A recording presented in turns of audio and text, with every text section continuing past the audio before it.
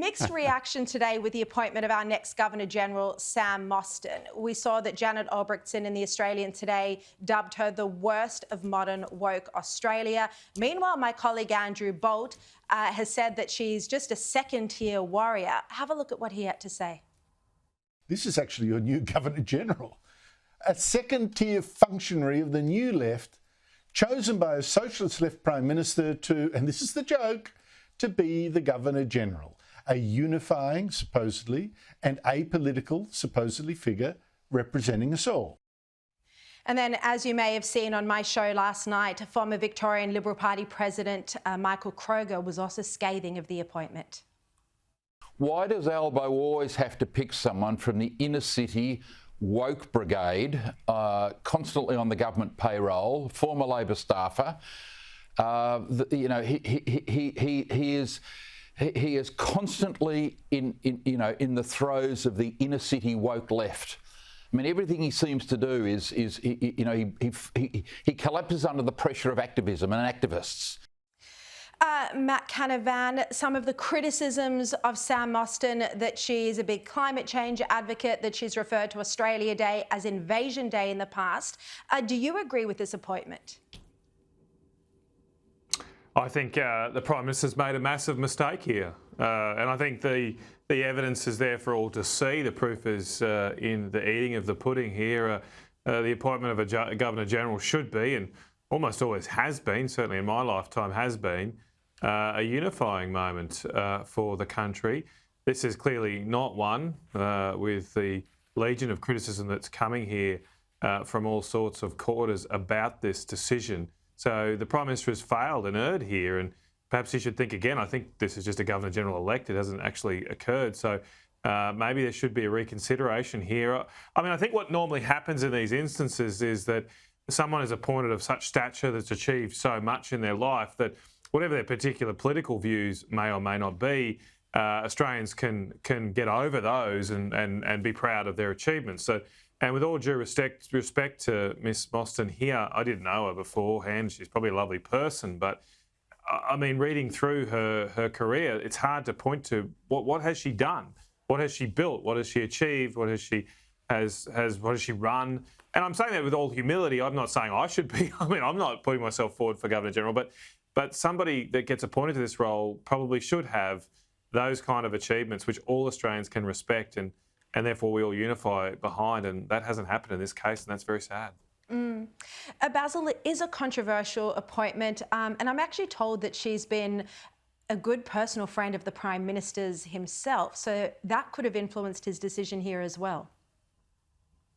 Well, possibly. I guess we respect and understand the right of all leaders to appoint people that are known to them or they've got an intimate knowledge of. She has been a successful businesswoman, there's no doubt about that. She's been on the AFL Commission. She's been a community leader. I take all of the points that have been mentioned as reasons why this decision is not universally popular or immediately a unifying decision. I suppose, though, what good Australians do is they respect the office, they respect the role, and it now remains to be seen, how does Miss Mostyn respect that role? What sort of a Governor-General is she going to be? So we have seen some of the comments that she's made in the past. We've known her positions on certain issues. I think we'd like to think that the Governor-General is apolitical and somebody that all Australians can look up to. She still has the opportunity to be that sort of Governor-General, and I guess now it's up to her to be the sort of Governor-General that a majority of Australians would wish her to be. Let's see. We will indeed. Now let's have a look at new data that shows just how tough the cost of living crisis is hurting Australians.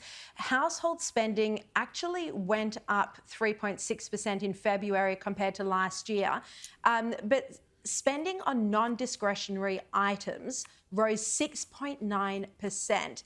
Matt, many people don't know this about you, but you are an economist by trade or by qualification. So, how do you interpret these figures? Does this show that life is just getting so much more expensive for people that they have to spend basically 7% more on essential items?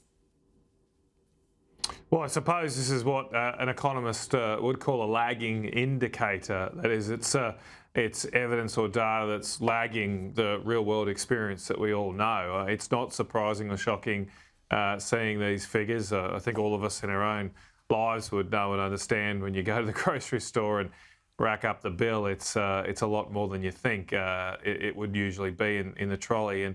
And that's having an impact on all Australians. And I just don't think the Prime Minister fully understands this. His priorities in his time in government have been to try to deliver this voice, now make a big deal of this Governor-General appointment, and there seems to be very little focus on tackling these issues. I mean, the underlying problem we've got here as a country is we are not producing enough, efficiently enough. Our energy prices are going through the roof. That's feeding through the cost of everything. Government spending is being too high during an economic boom. Population growth is too high. And the Prime Minister's not doing anything to tackle these things. He's not cutting spending. He's not cutting the migration rate. We've still got record migration coming to this country.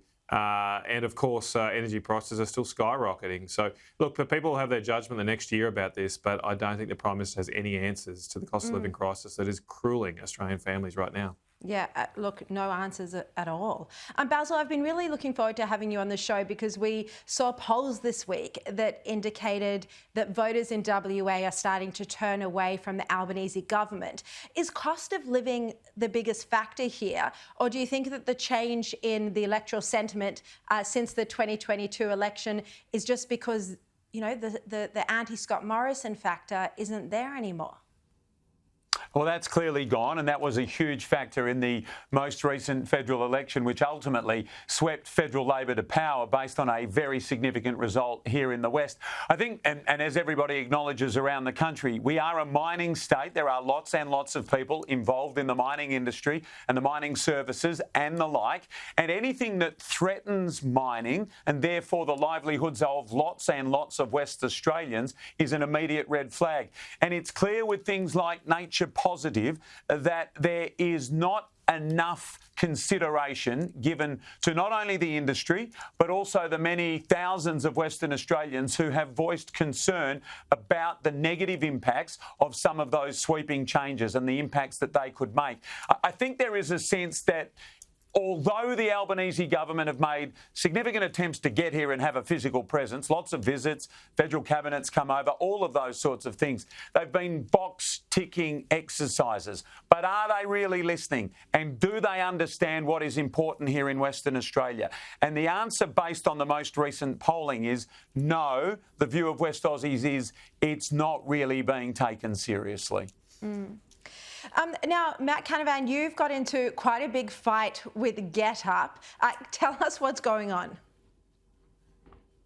Yeah, well, GetUp are trying to raise money off the back of me, basically. That's what they're doing. They put this long email to their supporters today. I'm not one of them. I didn't get the email directly, but I got flicked it to me by a number of people who track these things. And, yeah, they've written a long email saying I'm terrible and some evil person, and please chip in to send them money because now I would like to see the Northern Territory shock horror get over its shocking gas shortage and actually drill for new gas resources so they can maintain their economy, possibly also help the rest of us as well. They raised in their email that, I did help support and build the Adani mine. I campaigned to get the fracking ban in Victoria removed, and they're both things I went up against GetUp on, and they lost, and I won, and we did win Adani, we did win the fracking ban in Victoria, and the world hasn't blown up, I don't think, but the GetUp just keep losing debates and fights, and I think they're going to lose this one too, because I know people in the Northern Territory don't want to run out of gas. They don't want their lights to go off. They don't want to lose all their industry. They're going to have to. So there's good news and bad news for you tonight, Matt. Sharri might have forgotten your name, but GetUp haven't forgotten your name. So you're still world famous in lots and lots of ways. So there's a positive and a negative in there for you tonight, Matt. Oh, I didn't I might not really be big on Sky News, but I'm massive in Paddington. It was just a momentary lapse. I apologise. We understand. Matt. We all do it. We all do it. What happens to the best of us, Sharri? A big story today. I'm not going to be able to be so harsh on Joe Biden. I'll have to scrap that topic because we were going to have another go at him tonight for being so forgetful. But it came back to me in 10 seconds. Basil, another big story today about AUKUS. Look, this is just delay after delay after delay. And now it looks like the AUKUS security pack, the nuclear-powered submarines that Australia was scheduled to buy from the US in the early 2030s, already running another 2 to 3 years late. Look, the problem with this is that it's just leaving us, and it's not America's fault. It's our own defence minister's fault, and over many successive governments, that we just don't have the infrastructure in place should we need it in 10 years' time. New home builds and nuclear submarines, they are never, ever going to be delivered on time. These are significant delays. I think with one of them 24 months, with the other one 36 months, and it does potentially leave us exposed. You would hope, by the way, that it's a fixed price. I don't know if it is. Matt might know that. But you would hope that we don't have to continue to pay inflated prices based on when the delivery date is. It is a worry because this technology is a cornerstone to our future defence structure, and we were expecting these to be delivered significantly earlier. So it remains to be seen how the Albanese government and Defence are able to cover the absence of this new equipment long after it was expected to be delivered. But it does also demonstrate that the forward planning required here, the necessary setup, if you like, to have options or backups in place, it's also important, and the delivery oh so unreliable. Yeah. All right, Basil Zamplis, Matt Canavan, thank you both so much for your time tonight.